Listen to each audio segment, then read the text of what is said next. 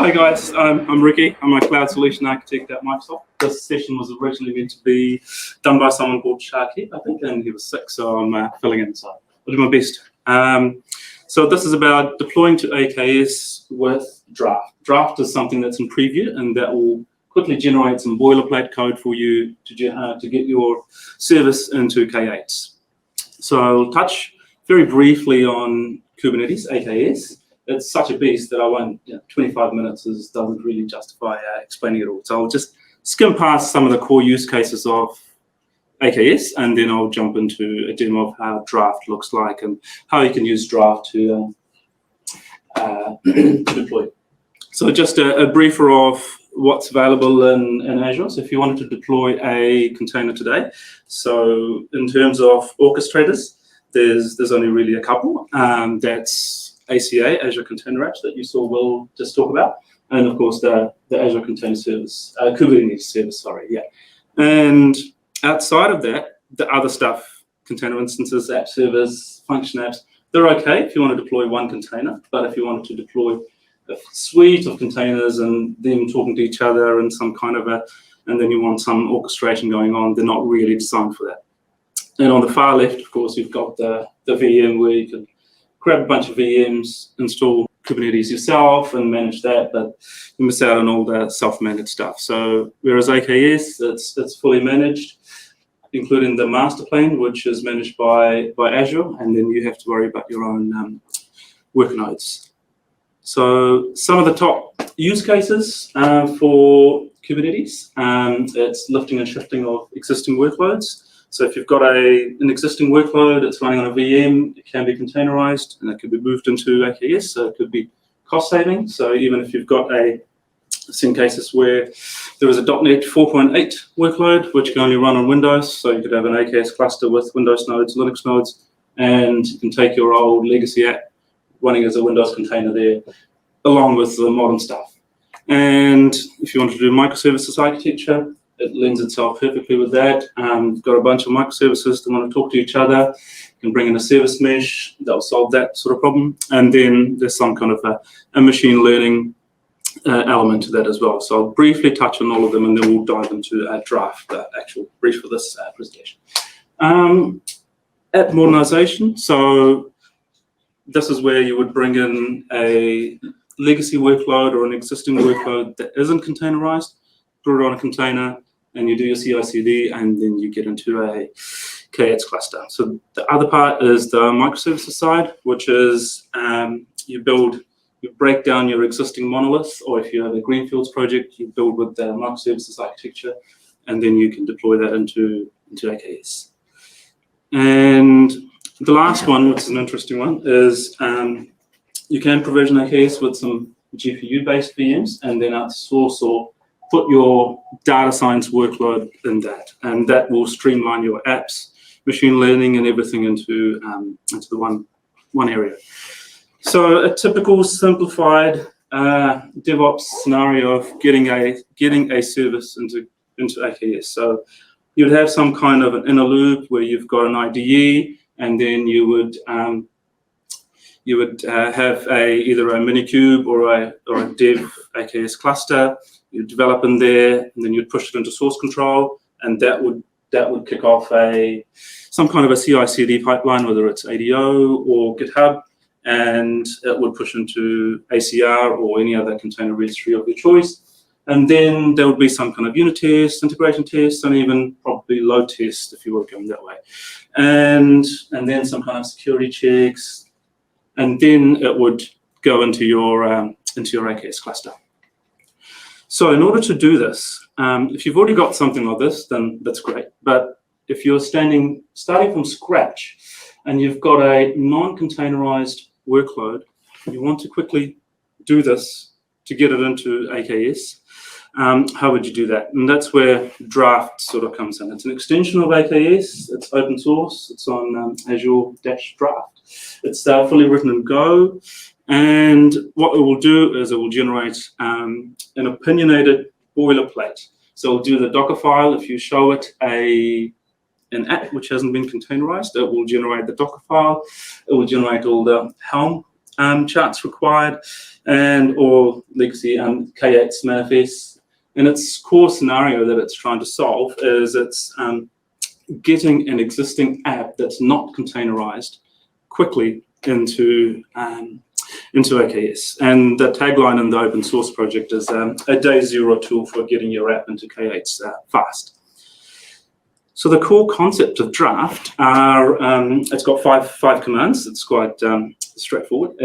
Draft create, and that scaffolds all the boilerplate required for your Docker file, Helm charts, and then there's Draft setup GitHub, and that's quite an interesting one. That actually sets up a Azure Id App Registration, sets up OIDC, puts the secrets into your GitHub repo as environment secrets, but it uses the OIDC flow, so it doesn't actually have the secret, the app secret in there. So that's quite interesting.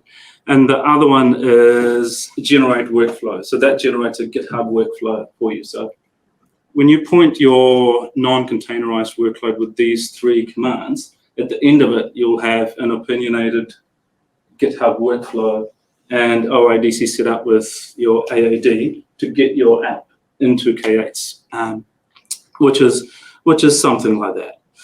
And the last command, draft up, which sort of does both of these. And the last one is a draft update. So once you've taken your service or app in there, draft update will put an Nginx-based ingress controller in front. It will ask you for your DNS name and your certs, and if you've got a DNS hosted, and the actual wildcard cert or cert for the route in your key vault, if you point it to that, it will set up all that as well. So for further ado, I'll jump into a little demo to show how draft sort of works. So before draft sort of works, it's assuming that you have an AKS cluster. It's assuming that you have some kind of container registry. So just to save a bit of time, I went and created a simple dev cluster and a container registry.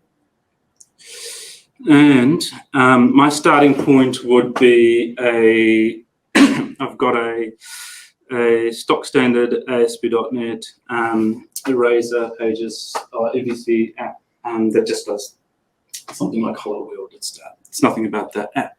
So yeah, sure. Is it better? One more? Okay. Oof, my state here is gone. How about now? Is it better? Okay, cool.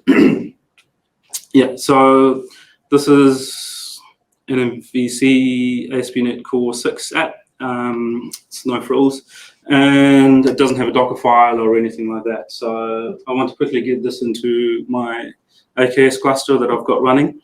I don't want to use the CLI and deploy it. I want to do the full shebang with a GitHub workflow and Helm template. So let's start off with the first command, AKS Draft Create.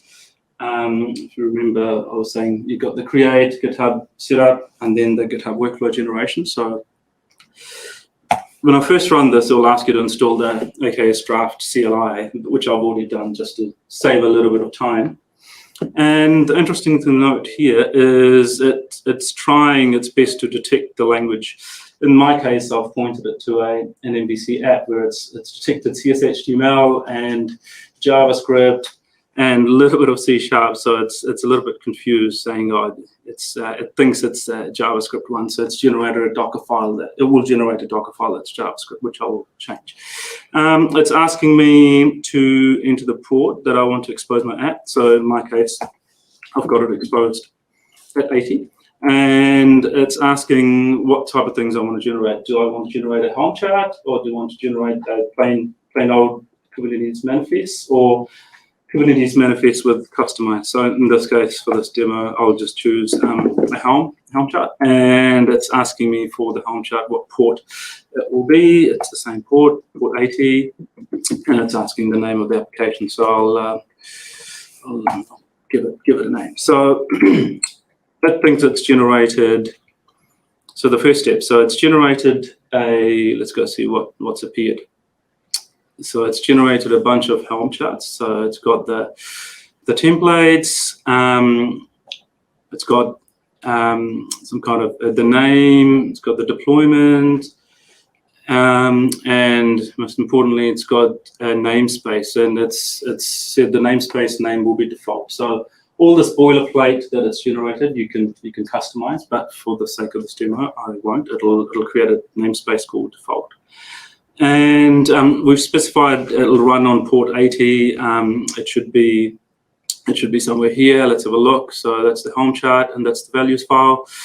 Yeah, so the base values, it's saying the container port is 80, and a bunch of things in here commented out. So how you want to enable auto scaling, it's set some defaults, minimum 1, maximum 100, and target CPU utilization. So these are all, like I said, it's an opinionated way of generating boilerplate. So this could be a starting point, and these values may not work. So you could go and comment them out or change them as you see fit. But for the sake of this demo, I'll leave the defaults. And this is just a standard Helm chart, so you can go and add a whole bunch of things in there that you want to.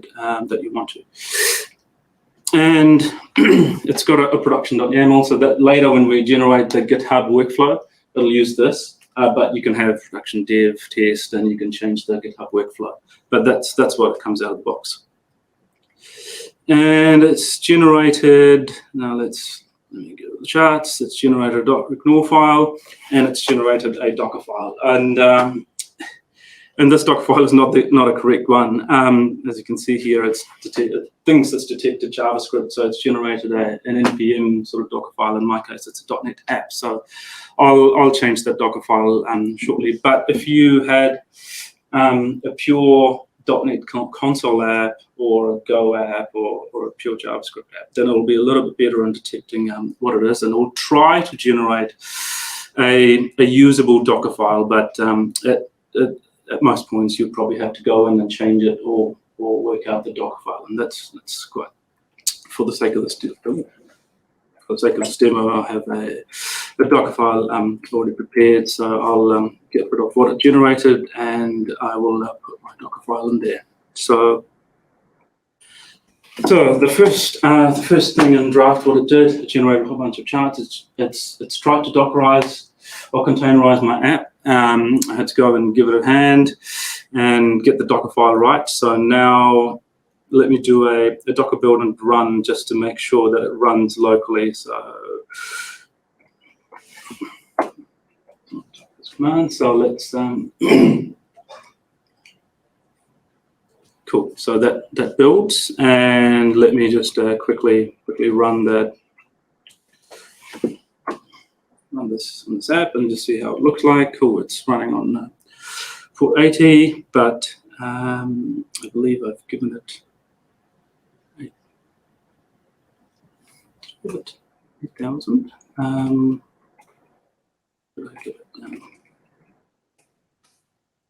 Yeah, cool. Yeah, it's running locally 8,000. In my Docker run command. What do I have? I port mapped. Yeah, 8,000 to 80. Yeah. So yeah, so it's a no-frills app. It's just a standard ASP.NET app pulled from the Docker repo.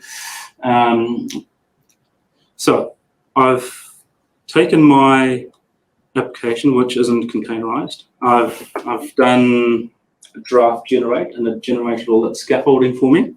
So the next thing I will do is set up a GitHub Oidc connection with my GitHub repo and Azure Id. So let me do that. So I've got that. Set up GH. And it's going to ask me a bunch of things. So what do I want my Azure Id App Registration to be? In this case, I'll just type in something. And I've pre-created this, so this should fail. I don't want to spend 7 minutes for this to happen.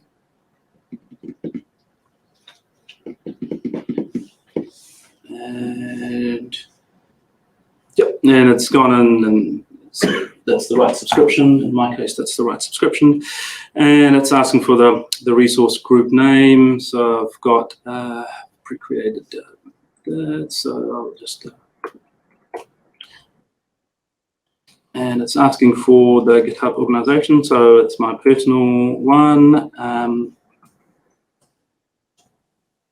Yeah, so what it's doing is it's trying to create an app registration in Azure Id, and it's trying to grab and set up a bunch of secrets on the GitHub side. And this will fail because I've pre-created I've already run this with that name, and you can see it says app already exists. So we'll just briefly go and have a look at my AID, sorry.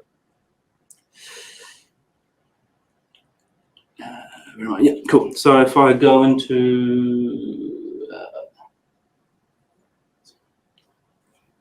my AID, so this is what Draft created. Yeah. And if I go into certificates and secrets, Federated credentials, yeah, so it's created these three things. So it's created a subject for pull request, main, and for some reason master. If you don't use that master notation, you can get rid of it, or you could always add something with your own branch. So if I go into, let's say, one of these, and here the federated credential scenario, so GitHub is fully supported on that. So you don't have to have the client secret in your GitHub organization. So it's done all that, and the key thing is the issuer, subject, and audience. So when the GitHub action runs, it will go and authenticate, grab the token, and then run your workflow without having to have any secret going there. And if I go back, the traditional way used to be I would go in and create a new secret. I would grab the secret and I would put it into my GitHub organization, right? And also, that had its own issues. It had that recommended X amount of time. When that expires, you have to have some kind of workflow to refresh that secret. So all that headache now sort of goes away, and Draft sort of did that for us. So I'll quickly go into settings and secrets. And yeah, cool. So Draft created all this for us. In the traditional world, you would have had the client secret, so that's the only part missing here, which is really cool. Now, so we've set up. So what have we done so far? We've got the scaffolding. We've set up Oidc connection with GitHub, and what we're missing is a GitHub workflow, and that's one of the final commands. So I'll quickly run. Generate workflow. So that will ask a bunch of questions. So it's asking me where my container registry, what my container registry name is.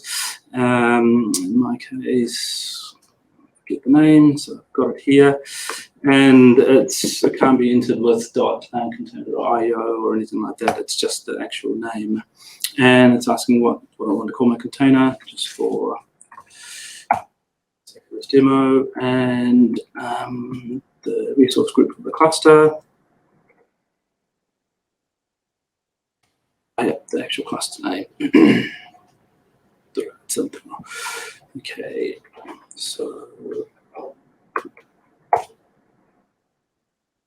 and it's asking me for the GitHub workflow what branch I want to target. So I'll just say for the sakes, it will be main. So it says it's generated a GitHub workflow for us. So let's have a look. So this new folder popped up, and it's generated this file. So it's because it's scaffolding, and so it'll be an opinionated GitHub workflow, but it's a starting point.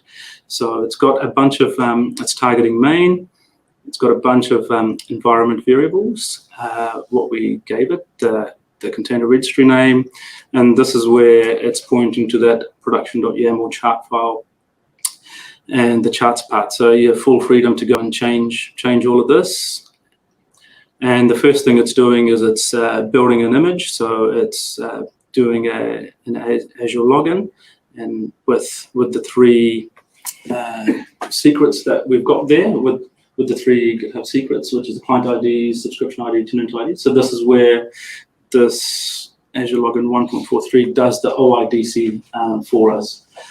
And then after that, it's doing a build and push to ACR in one go, and it's using ACR to do that. So it's not using the GitHub runner to build this container image. So that's something may or may not be what you want to do, but that, because it's an opinionated workflow, that's what it's doing. So you could change that to make that build in GitHub runner itself, because ACR build has some cost to it. It's 0.0001 per task or something like that. So you could change that, or you could leave that. That's okay. And the next thing is creating a secret. So it's creating a secret in Kubernetes to pull from ACR. So it does a whole bunch of things to pull that, and then the last thing it does that is it deploys. So it does an login, and it sets the K8s context, and it's not using Helm or anything to deploy. It's using this K8s bake job that has Helm support. So it's using bake, and it's pointing to the Helm chart. And it's asking for any overrides from the original Helm values file, and it's doing some inline overrides here as well. So if you had replicas, 1 I think was in a chart, so it's saying 2 here. And the output of this bake task would be a manifest file. And in the last part, what it's doing is it's deploying the container image to AKS, with the output being the baked manifest bundle. So it's a fairly opinionated way of generating this, so you're free to change this. It's just like with any scaffolding. So we've got the full, we started with an app which wasn't containerized. Now we've got it running as a Docker container, and we've got a GitHub workflow. So if I was to do a push into the repo, and we've got the OIDC set up as well, so I'll go and do a quick push. And I'll do a push to origin. And if I go into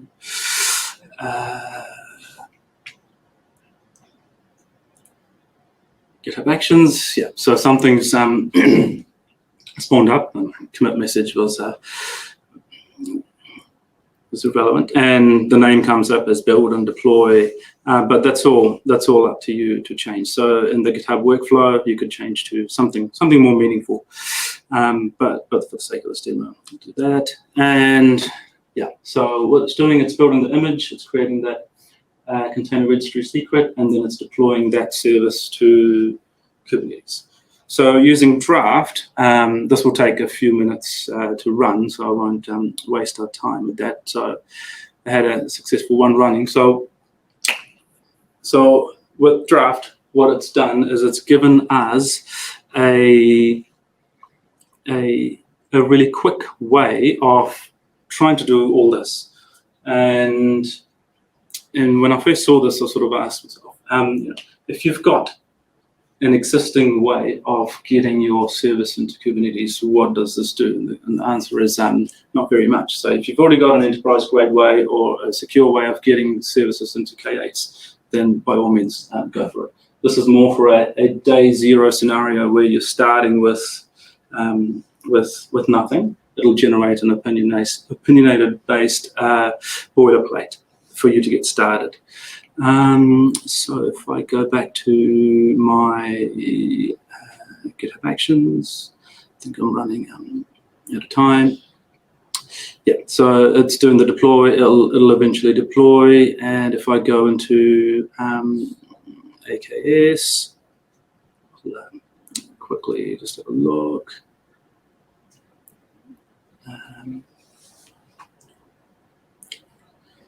So there's already a, so if I go into namespaces, because it came up with the namespace name default, it would have that. And if I go into the services, it would it would, yeah. So that's the one that's been deployed.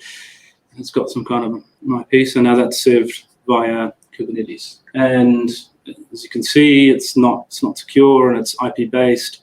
So that's where the last command, which I won't get into, which is the draft update, which sets up the Nginx-based ingress controller, does DNS binding, and associates your certificate from the key vault to that.